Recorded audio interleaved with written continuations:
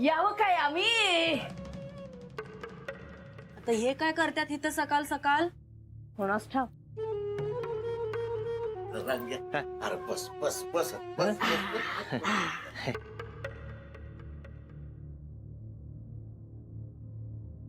काय आजा, बरं आहे का आता?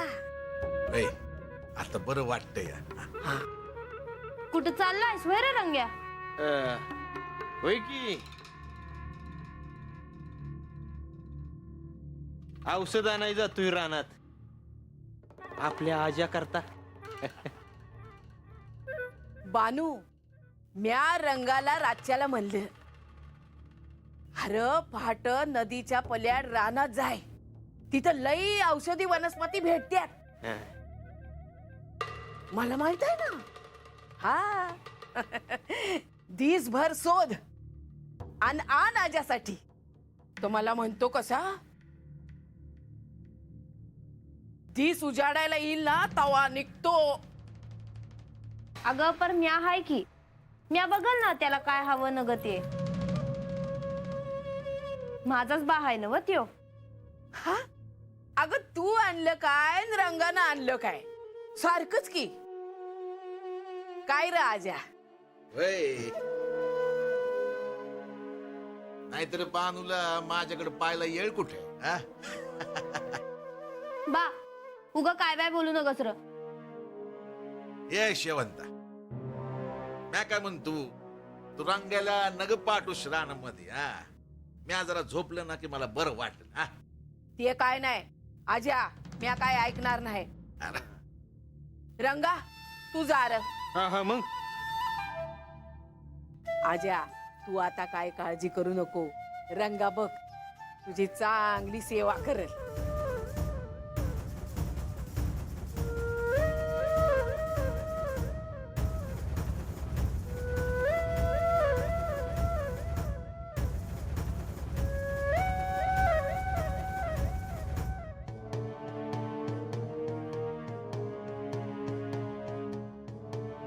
भानू बघतीयस ना व?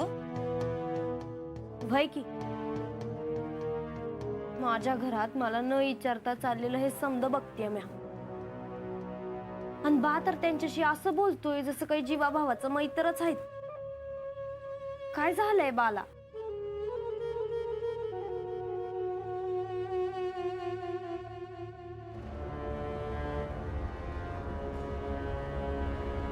देवा,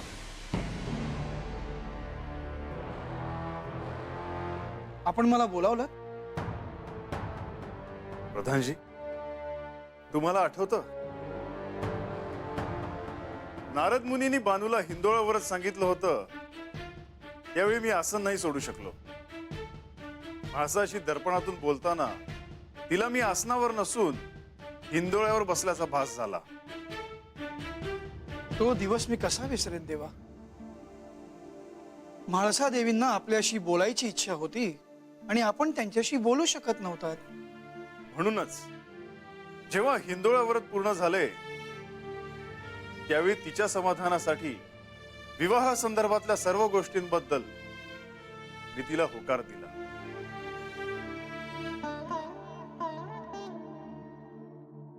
देवा, आपण खरंच सांब, सदाशिव आणि भोळे आहात. मला खात्री आहे की आपण काहीही न पाहता म्हाळसा देवींना होकार दिला असणार. हो, आणि त्यातूनच एक समस्या तयार झाली आहे. मला वाटलंच असं काहीतरी होणार. आपण लक्ष्मी देवींना विवाहाची सर्व सूत्र हातात दिली आहेत. त्यात त्यांना माहित आहे की मी अनावधानाने बानूला त्याच दिवशी भेटण्याचे वचन दिले. हो, आणि त्यांनी त्यावर सुवर्ण मध्य काढला होता की विवाहाचा मुहूर्त सकाळी ठेवूया, जेणेकरून दिवसभरात आपण बाणाईला भेटण्याचं वचन पूर्ण करू शकाल.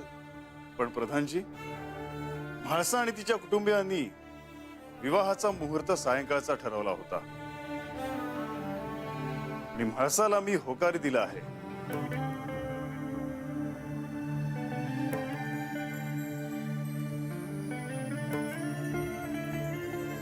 पण म्हाळसा आता विवाहाचा मुहूर्त बदलायला तयार नाही.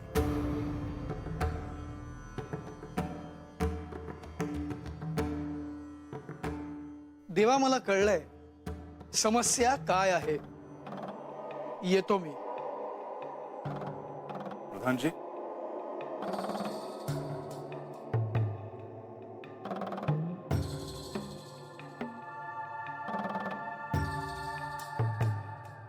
मी तुम्हाला धर्मसंकटात तर टाकलं नाहीये ना? नाही देवा, काळजी करू नका. सगळं काही सुरळीत पार पडेल. मी समजावतो लक्ष्मी देवींना.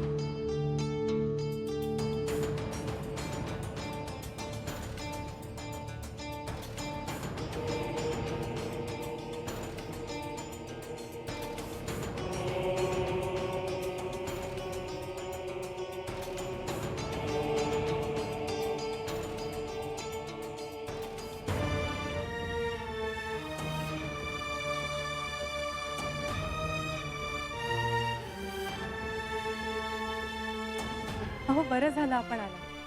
मी काय म्हणत होते, आता जेजुरी गडावरती विवाहाचे वातावरण दिसेल. मी असं ठरवलं आहे की खंडेरायांचं पहिलं केळवण करूया. मी सगळी पूर्वतयारी केली आहे. त्यांना जे जे पदार्थ प्रिय आहेत ते सर्व मी माझ्या हाताने तयार करणार आहे. मी स्वतःच्या हातांनी फुलांची रांगोळी देखील घालणार आहे. सगळं सजवणार आहे. आणि आपल्याला काही काम देखील सांगणार नाही. आपल्याला केळवणासाठी वरपक्ष म्हणून बसायचे आहे. आपल्याला माझ्या हातची चव तर कळेल. पुन्हा असा योग कधी येणार? अहो, आपण असे शांत का? काय झालं? देवी, आपण खूप आनंदाने विवाहाची तयारी करत आहात. परंतु प्रत्येक गोष्ट ठरवल्याप्रमाणे होईलच असं नाही. जे असेल ते स्पष्ट बोला. देवी, आपण अत्यंत विचारपूर्वक पालीला विवाहाचा मुहूर्त सकाळी करायचं ठरवलं होतं. परंतु तो बदलून संध्याकाळी करावा लागेल. पण हे कोणी ठरवलं? म्हणजे खंडेरायांनीच तसं ठरवलं आहे. मी बोलू का त्यांच्याशी? हो, म्हाळसा देवींमुळे त्यांना तसा निर्णय घेणं भाग आहे.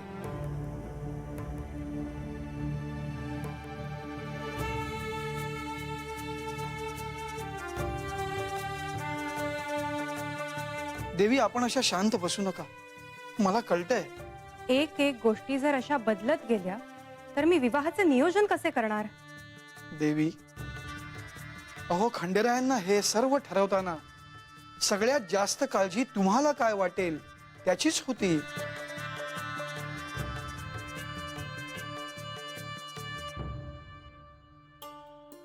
पण एक प्रश्न राहतोच की विवाहाच्या दिवशी खंडेराय बानूला भेटायला कसे जाणार आहेत?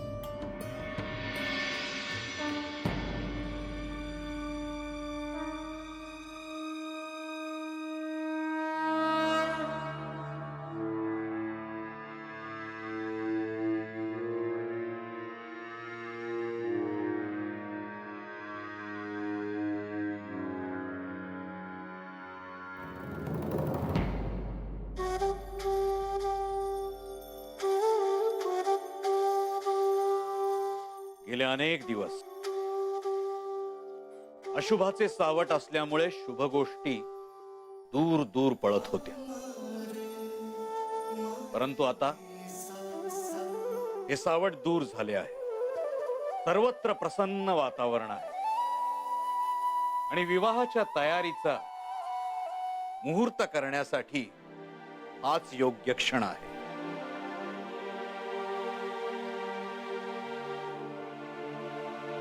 माधव शास्त्री, म्हणजे आपण आजच विवाहाचा मुहूर्त करणार आहोत का?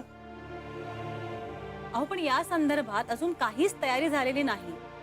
अजून पूजेची तयारीही नाही, पंचपक्वानाचा स्वयंपाकही नाही. आणि हे सारं आज कसं होणार आहे? पण अक्का, अजून आपण गावातल्या कोणालाही या मुहूर्ताच्या पूजेचं निमंत्रण सुद्धा दिलं नाहीये. चिंता नसावी.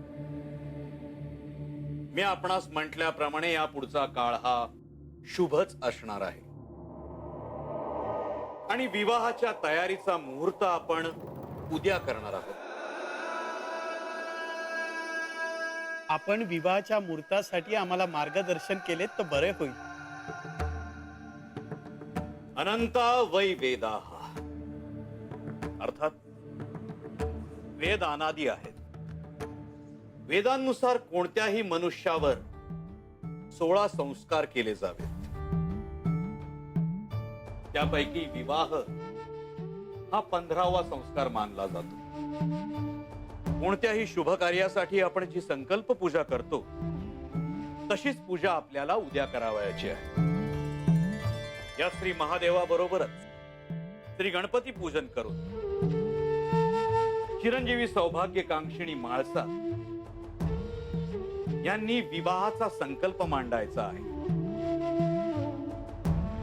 तसेच 5 सुवासिनींना बोलवून औक्षणाचा आणि भोजनाचा कार्यक्रम आपणास उद्या करावयाचा आहे.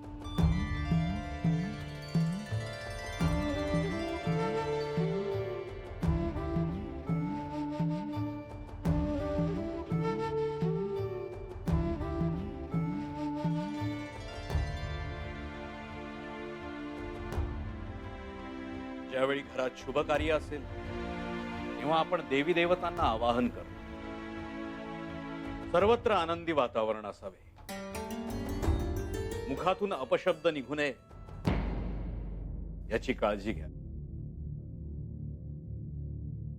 प्रत्यक्ष श्री महादेवांचे प्रतिरूप असलेल्या मार्तंड भैरवांवर कार्य सोपून द्यावे. शुभम भवतु.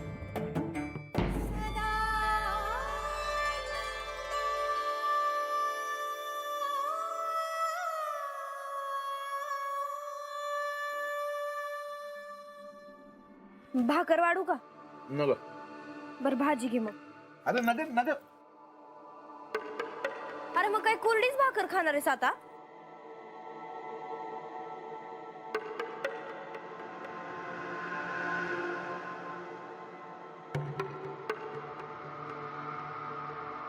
बारा काही झालंय का तुला?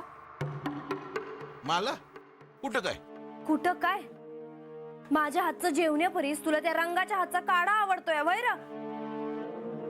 अरे काय झालंय तुला आता? कवापासून पाहतीये मी? बोल की.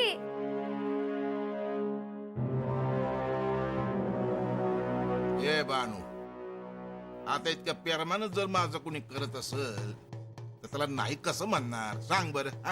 वय आणि मी एवढं प्रेमानं करते तुझ्यासाठी काय बाय ते दिसन हवंय रे तुला? आजकाल जेव्हा पाहावं तेव्हा तो रंग आपल्याच घरला असतोय. तसा तो वांगाळ नाही आहे, मनानं बरा आहे. आता बया काल पतूर त्याला बघितल्यावर तुला तर इतका राग यायचा आणि आता त्याच्याशीच बोलायला लागलायस.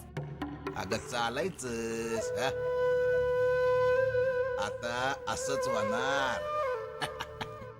काय चालू आहे तुझ्या मनात कोण जाणं? भाकर घेणार त्या रंगानं सांगितलं तर आता 2 भाकऱ्या खाशील. पण माझं ऐकायचं नाहीस. माझ्या हातचं गोड लागेना ना आता तुला.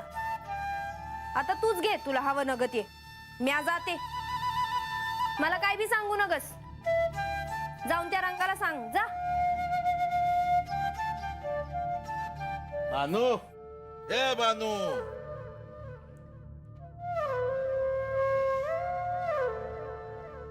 मला ठाव आहे तू आणि रंगा समद माझ्या भल्यासाठीच करणार आहे. देवी, आपल्याला नक्की काय सांगायचं आहे? खंडेरायांच्या विवाहाच्या मुहूर्ताविषयी आपण जो काही विचार केला होता तो व्यर्थ आहे.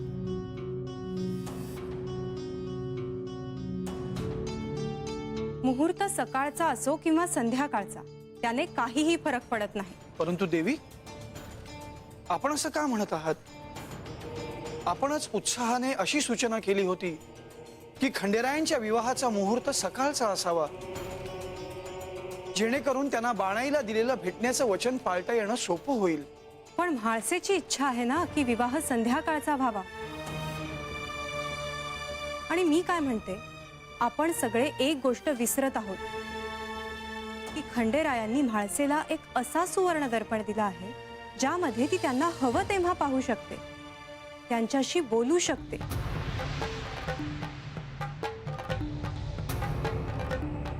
जर विवाहाच्या दिवशी खंडेराय बानूकडे गेले आणि त्याच वेळी म्हाळसेने दर्पणात पाहिले तर तिला कळणार नाही का?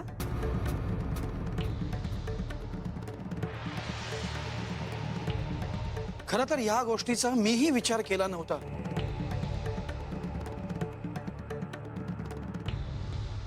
परंतु या बाबतीत विचार करावाच लागेल.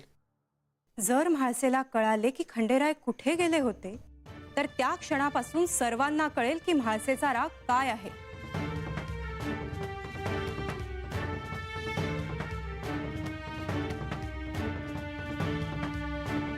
नाही देवी,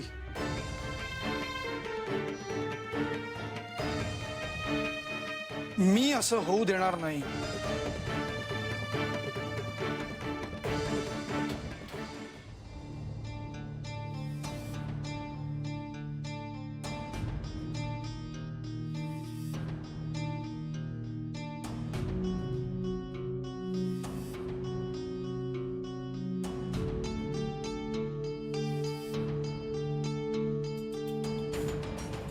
प्रधानजी,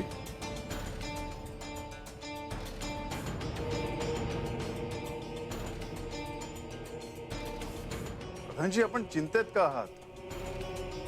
मला माहित आहे की आपण विवाहाची तयारी करत आहात. मंगल कार्य आहे. आपण गंभीर होऊन कसं चालेल? कारण गंभीरच आहे देवा. आपण अनेक वेळा एखाद्या छोट्याशा गोष्टीकडे दुर्लक्ष करतो आणि तिथेच मोठी समस्या होते. लक्ष्मी देवींनी ही छोटीशी गोष्ट माझ्या लक्षात आणून दिली, ज्याचा आपण विचारच केला नव्हता. प्रधानजी, जे काही आहे ते थेट बोलावे. असली कोणती गंभीर समस्या आहे की जेणेकरून आपण चिंतित आहात?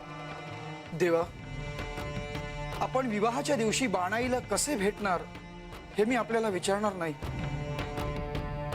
परंतु एक गोष्ट माझ्या लक्षातच नव्हती देवा, की आपण म्हाळसा देवींना सुवर्ण दर्पण भेट म्हणून दिला आहे. त्यात त्या आपल्याला इच्छित क्षणी पाहू शकतात. आणि देवा, विवाहाच्या क्षणी आपण बाणाईकडे गेलात आणि ते जर का म्हाळसा देवींनी दर्पणातून पाहिलं तर काय होईल याचा विचारच न केलेला बरा.